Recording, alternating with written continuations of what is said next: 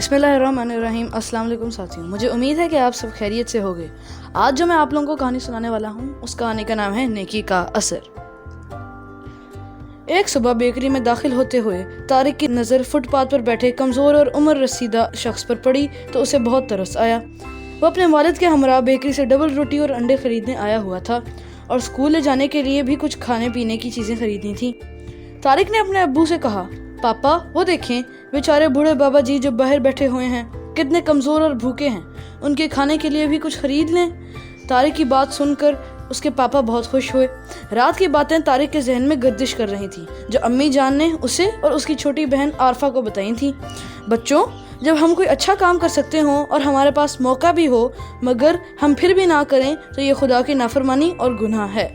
जब हम कोई नेकी करते हैं तो खुदा ज़रूर उसका अजर देता है। किसी के साथ भलाई करके फ़ौरन उसका बदला मिल जाता है।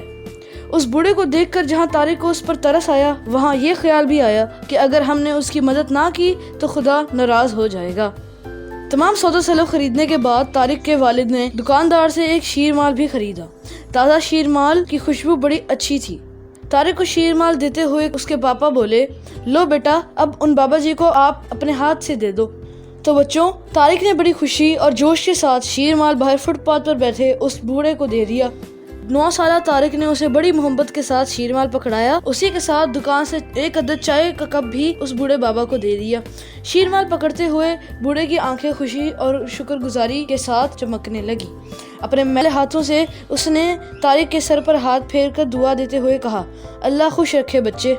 तारिक एक अजीब सी खुशी और एहसास लिए हुए अपने वालिद के साथ घर की तरफ रवाना हो गया। सच है कि दूसरों की मदद करके और उनकी ज़रूरत पूरी करके इंसान को हमेशा एक अजीब सी खुशी और इत्मीनान हासिल होती है। बाबा जी ने शीर माल का लिफाफा खोला और फिर चाय में भिगो कर खाने लगे। इसी दौरान एक कुत्ता भी पास एक तख्ते के नीचे से आ निकला। बाबा जी ने शीर माल का एक टुकड़ा उसकी तरफ उछाल दिया। वो भी खुशी खुशी खाने लगा। बाबा जी ने पेट भरकर खा लिया। चाय की प्याली ख़त्म हुई तो उन्होंने बचा हुआ शीर माल का टुकड़ा एक तरफ रख दिया।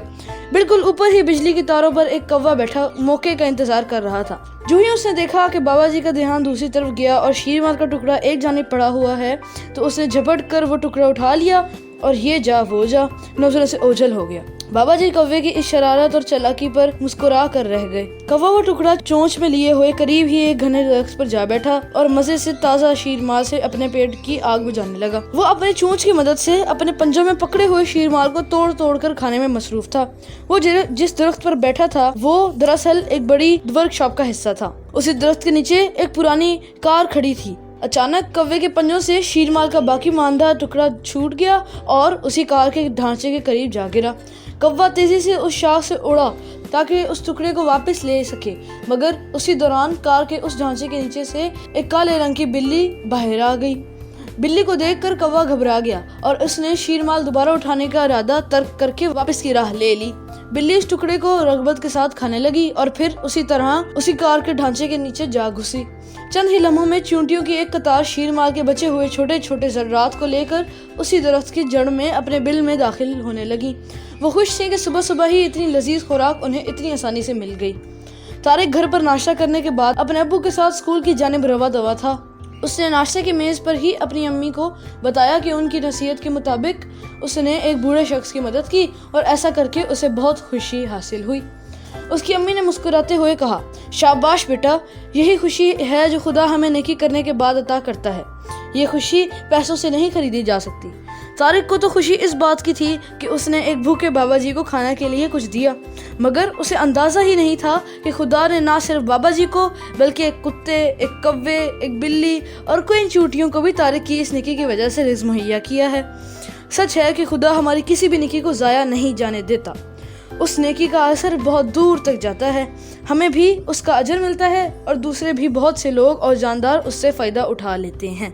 तो प्यारे साथियों, हमें इस कहानी से ये सबक मिलता है कि अगर हमें मौका मिल रहा हो और हम तब भी नेकी ना करें तो ये एक गुनाह है। और तो और जो चीज़ जिस शख्स के नसीब में लिख दी गई है वो उसको मिल कर ही रहेगी। मुझे उम्मीद है कि आपको ये कहानी पसंद आई होगी।